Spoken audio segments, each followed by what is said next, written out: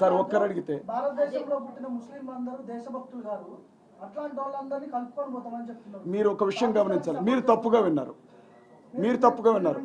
భారతీయ జనతా పార్టీకి సంబంధించిన వాళ్ళు సార్ ఒక్క నిమిషం, ఒకవేళ అది నేనేమన్నా చెప్పే విధానంలో తేడా వస్తే వచ్చుండొచ్చు, కానీ ఒక్క మాట వినండి, దయచేసి వినండి ప్లీజ్, చెప్పనే ఉన్నాను.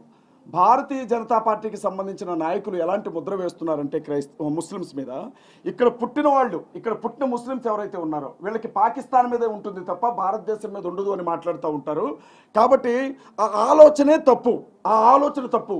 ఈ దేశంలో పుట్టినటువంటి ముస్లిం సహోదరులు దేశభక్తితోనే ఇక్కడ బతుకుతారు అన్న విషయం చెప్పాలనుకున్నాను నేను. ఒకవేళ ఏదన్నా ఎవరికి ఎవరికి ఎవరికి పాకిస్తాన్ వాళ్ళకా? పాకిస్తాన్ వాళ్ళకి సపోర్ట్ చేస్తావా? పాకిస్తాన్ వాళ్ళకి సపోర్ట్ చేయం. పాకిస్తాన్ మీద నరేంద్ర మోడీ గారు యుద్ధం ప్రకటిస్తే, పాకిస్తాన్ వాళ్ళ మీద నరేంద్ర మోడీ యుద్ధం ప్రకటిస్తే ఆయుధాలు పట్టుకొని అందరికంటే ముందు మేమే అక్కడ ఉంటాం పాకిస్తాన్తో యుద్ధానికి. పాకిస్తాన్కి ఎట్టి పరిస్థితుల్లో సపోర్ట్ చేయం. నరేంద్ర మోడీ గారు ఏ నిర్ణయం తీసుకుంటారు, అమిత్ షా గారు ఏ నిర్ణయం తీసుకుంటారు, ఆ నిర్ణయాలకి మేము కట్టుబడి ఉంటాం. దేశం కాడికి వచ్చేసరికి మతం లేదండి. దేశం కాడికి వచ్చేసరికి దేశ ప్రజల రక్షణకు సంబంధించి వచ్చినప్పుడు మతం లేదు. పాకిస్తాన్ వాడు ఒకవేళ అటువైపు నుంచి క్రైస్తవుడే వచ్చిన, పాకిస్తాన్ వైపు నుంచి ముస్లిం వచ్చిన, పాకిస్తాన్ వైపు నుంచి హిందూ వచ్చిన, మన దేశ భద్రతకి ఏదైనా ఆటంకం అవ్వాలంటే సైనికులతో పాటుగా మీ అందరితో పాటుగా క్రైస్తవ కుర్రాళ్ళు కూడా ఆయుధాలు పట్టుకొని ఈ దేశ రక్షణ కోసం నిలబడతారు. అది చెప్పాలనుకున్నాను. దయచేసి నేను చెప్పే విధానంలో బై మిస్టేక్లో మాట్లాడటం టంగ్ స్లిప్ అయింది. దయచేసి ఈ విషయంలో క్షమించండి. చెప్పండి ప్లీజ్. ఎవరు కూడా ఎటు పొలిటికల్ గానీ ఏది కూడా క్రైస్తవ వైపు నిలబడలేదు, ఎవరు మాకు న్యాయం జరగలేదు అని చెప్పారు కదా. మరి ఇప్పటి వరకు కూడా ఏ వ్యక్తి చనిపోయినా, ఏ మతం వ్యక్తి చనిపోయినా కూడా 1-2 రోజులకే వదిలేశారు. కానీ పాస్టర్ ప్రవీణ్ చనిపోయినప్పుడు ఇది మత కలహాలు అవ్వకూడదు, అసలు నిజాలు ఏంటి అని చెప్పి దాదాపు 1 నెల రోజుల పాటు కృషి చేసి 400 పైగా సీసీటీవీ ఫుటేజ్లు బయటికి రిలీజ్ చేసి ఇది జరిగింది యాక్సిడెంట్ అని చెప్పి కూడా అందరికి వాళ్ళు చూపించే ప్రయత్నం చేశారు. మరి ఇక్కడ నిజంగా మీ వైపు లేరంటారా గవర్నమెంట్? నేను ఒక విషయం చెప్తాను. మత కలహాలు జరుగుతాయా? మత కలహాలు జరుగుతాయా? క్రైస్తవులు ఎప్పుడైనా వినండి ప్లీజ్, మీరు అడిగారు నాకు అనుమానం ఉందని చెప్పాను. వినండి తల్లి, మీరు నన్ను ఒక ప్రశ్న అడిగారు, ఇప్పుడు నన్ను ఆన్సర్ చెప్పనివ్వాలి కదా. నేనేమంటానంటే భారతదేశ చరిత్రలో క్రైస్తవులు దాడి చేసిన ఏదైనా ఒక సందర్భాన్ని చూపించండి. ఏదైనా 3-4 రోజుల్లోనే ఆగిపోతుంది అన్నారు కదా. 1 నెల రోజులుగా క్రైస్తవులు అడుగుతున్నారు, ఎక్కడైనా ఒక బస్సు మీద రాయబడ్డదా ఏమైనా ఉంటే ఒక ఫుటేజ్ చూపించండి. ఏ పెట్రోల్ బంక్ అయినా నిప్పు పెట్టారా చూపించండి. ఏ ఎమ్మెల్యేనైనా గెరవ చేశారా చూపించండి. ఎవరు? మేము చేయమండి అట్లాంటి పనులు. ఆ దిక్కుమాలిన పనులు చేసే సంస్కృతి క్రైస్తవులకు ఉండదు. ఫస్ట్ ఇంకొక విషయం కూడా చెప్తా ఉన్నా, మహాసేన రాజేష్ కూడా అతని అభిమానులు ఇదే అన్నారు. ఏమన్నారంటే మత కల్లాలు జరగకుండా అడ్డుపడ్డా. అసలు మత కల్లాలు చేసేదే ఒకటి. ఫస్ట్ ఏ క్రైస్తవుడు చేశాడు, ఎక్కడ చేశాడు చూపిండి, ఒక ఉదాహరణ చూపిండి నాకు. లేచి వెళ్ళిపోతాను ఇక్కడి నుంచి. ఫలానా క్రైస్తవుడు ఎవరు? ఏది నిజాలమ్మా? ఏది నిజం? వినండమ్మా, పోస్ట్ మార్టం రిపోర్ట్ వచ్చినప్పుడు పోస్ట్ మార్టం రిపోర్ట్ లో అసలు ఆయన కడుపులో మందే లేదు అని చెప్పారు. రాజేష్ మహాసేన ఎవరు ఆయన తాగిండు అని చెప్పడానికి? ఆయన చూశాడా? గ్లాసులో ఏమన్నా మందు పోసాడా? సీసీటీవీ ఫుటేజ్ లో ఎవరినైతే ప్రవీణ్ పగాలా అంటున్నారో అసలు అది రాంగ్ ఫుటేజ్ అని ఒక ఛానలే చెప్పింది కదమ్మా. ఎవరు? నేను పోలీస్ నన్ను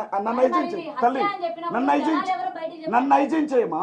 నేను మాట్లాడుతున్నప్పుడు పోలీస్ ఆఫీసర్గా ఎవరికి అమ్మ నేను ఒక విషయం చెప్తాను. అక్కడ చనిపోయిన వ్యక్తిని చూసాం, ఆ మనిషి ఏ స్థితిలో చనిపోయి పడిపోయి ఉన్నాడో చూసాం. మీరు దాదాపు 15 గంటల సీసీటీవీ ఫుటేజ్ తీశారన్నారు కదా. మిమ్మల్నే ప్రశ్న అడుగుతున్నాను, 15 గంటల సీసీటీవీ ఫుటేజ్లో మందు కొనుక్కోవడానికి లిక్కర్ షాప్కే వెళ్ళాడు తప్ప అన్నం తినడానికి ఏ హోటల్కి వెళ్ళలేదమ్మా. హైదరాబాద్లో బయలుదేరిన వ్యక్తి రాజమండ్రికి వచ్చే వరకు మందు తాగుతూనే వచ్చాడా? ఒక చోట క్వార్టర్ కొనుక్కొని తాగాడు, ఒక చోట ఏమంటారు బ్రాంతి కొనుక్కొని తాగాడు, ఇంకో చోట బీర్ కొనుక్కొని తాగాడు. ఎవడైనా తాగుబోతు సహోదరులు ఎవరైనా ఉంటే ఒక మాట చెప్పండి, అది సాధ్యమేనా? ఎవరైనా తాగితే ఒక బ్రాండ్ తాగుతారు, ఇన్ని బ్రాండ్లు దారి పొడుగునా తాక్కుంటూ వస్తారా? సరే తల్లి, ఒకవేళ ఇది కూడా వాస్తవమే అనుకుందాం. రామవరపాడు జంక్షన్లో ఆ మనిషి 4 గంటలు అక్కడే ఉన్నాడు అని చెప్పారు కదా.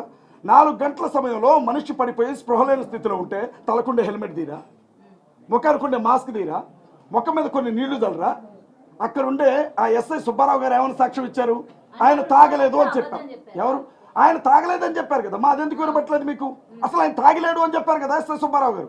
హైదరాబాద్లో తాగడం మొదలుపెట్టిన మనిషి రామవరపాడు దాకా తాగొస్తూ ఉంటే ట్రాఫిక్ ఎస్ఐకి అర్థం కదా ఆయన ఏమన్నా తాగాడా అని అడిగితే, మీ మీడియా సంస్థలు అడిగితే ఆయన తాగిలేడండి, ఆయన చాలా గౌరవప్రదంగా ఉన్నాడు అని చెప్పారు. మరి అదెందుకు సాక్ష్యంగా తీసుకోరు మీరు? మరి ఇంకొక వ్యక్తి కూడా ఎంత తీసుకున్నాడు, ఎంత కట్టారు అని కూడా చెప్పారు కదా, మరి అది కూడా మీరు ఎందుకు పరిగణలోకి తీసుకున్నారు? ఇప్పుడు అమ్మా ఏ ఉన్నా ఏ అయ్యా ఏదో అంటాం, టెక్నాలజీ నాకు పెద్దగా తెలియదు. ఏ అయ్యా మీరు ఇక్కడ కూర్చొని ఉన్నారు, బార్ షాప్లో ఉన్నట్లుగా ఒక వీడియో చూపించడం మీకు ఒక 5 నిమిషాలు టైం ఇస్తారా? అది పెద్ద విషయమా? అది పెద్ద విషయమా? ఇన్ని 15 గంటల జర్నీలో ఎక్కడైనా మాస్క్ తీసిన ఆ మనిషిని చూపిండి అని అడుగుతున్నాను. అరే ఉబ్బకి చచ్చిపోతారు కదమ్మా, ఉబ్బకే చచ్చిపోతారు కదా. ఈ 15 గంటల జర్నీలో ఎక్కడా మాస్క్ తీయలేదు, కానీ చచ్చిపోయిన చోట మాత్రం మాస్క్ జాగ్రత్తగా మడత పెట్టి పక్కన పెట్టాడు. బండి మీద ఉన్నటువంటి వ్యక్తి ముందు కింద పడితే బండి బాలకృష్ణ రేంజ్లో లేచి మీద పడ్డదట. అబ్బా, చెప్పేవాడు షేక్స్పియర్ అయితే వినేవాడు ఎర్రి పుష్పం అని. బండి బాలకృష్ణ లెవెల్లో లేచి మీద పడ్డదట. కళ్ళజోడు ఆడ బయలుపోద్దు, నేను చచ్చిపోతే చచ్చిపోయాను కానీ కళ్ళజోడు బయలుపోవద్దని ఇక్కడ ఉండే కళ్ళజోడు తీసి పక్కన పెట్టి చచ్చిపోయాడు పాపం కదమ్మా. మేము నమ్మాలి, అందుకే నమ్ముతున్నాం కదా తల్లి. ఇప్పుడు నువ్వు కంప్లైంట్ ఇచ్చినా కేసు పెడతారు, మళ్ళీ ఇదొక చికాకు మాకు. నమ్మేస్తున్నాం, యాక్సిడెంటే నమ్మేస్తున్నాం, కానీ అనుమానాలు ఉన్నాయి. మరి అదే కదా, నమ్మమని ఎవరో చెప్పనప్పుడు, నమ్మమని ఎవరో చెప్పనప్పుడు ఎవరమ్మా ఎవరున్నారు మాకు? ఎవరున్నారు మాకు? ఎవరున్నారు మాకు? ఎవరున్నారు మాకు? మా తరపున ఏ రాజకీయ పార్టీ మాట్లాడింది? ఏ ఎమ్మెల్యే మాట్లాడాడు? మా తరపున ఏ పార్టీ అధికార ప్రతినిధి మాట్లాడాడు? మా తరపున ఎవరు మాట్లాడారు చెప్పండి? ఒక్క కేఏ పాల్ గారు మాట్లాడాడు. ఆయన ఎలా చిత్రీకరించారో ప్రజలందరికీ తెలుసు. హర్ష కుమార్ గారు మాట్లాడితే ఆయన అరెస్ట్ చేసి జైలుకి బయటికి తీసుకుపోయి ఇంటికి గుడ్డలను జింపి తీసుకొచ్చారు ఇంటికి. నిజమేనా కాదా? ఆ కొద్దో గొప్ప అనుమానం ఉంది అని మాట్లాడుతుంటే నాకు చేసిన సన్మానం కూడా చూశారు. ఇంకేం కావాలా? భయం సార్, అందుకే ఇక్కడికి వచ్చి ప్రెస్ మీట్ పెట్టాను. నాకు చాలా భయం, నాకు 24 గంటల భయం కేసులంటే, అందుకే ఇక్కడికి వచ్చి ప్రెస్ మీట్ పెట్టాను సార్. సార్ ఇప్పుడు తల్లి ఒక్క నిమిషం మీరు అవుతారా? నాకు బాధమ్మా, ఏనండమ్మా, ఒక్క నిమిషం నన్ను మాట్లాడినివ్వండి, ఒక్క నిమిషం మాట్లాడండి, దానికి సమాధానం చెప్తాను. ఎవరికి పట్టలేదు, నీకు ఒక్కడికే ఎందుకు పట్టింది అని అడిగారు ఆయన. నేనేమంటున్నానంటే, నేను వేరు సార్, నేను మీకు కష్టం వచ్చినా నేను అలాగే మాట్లాడతాను.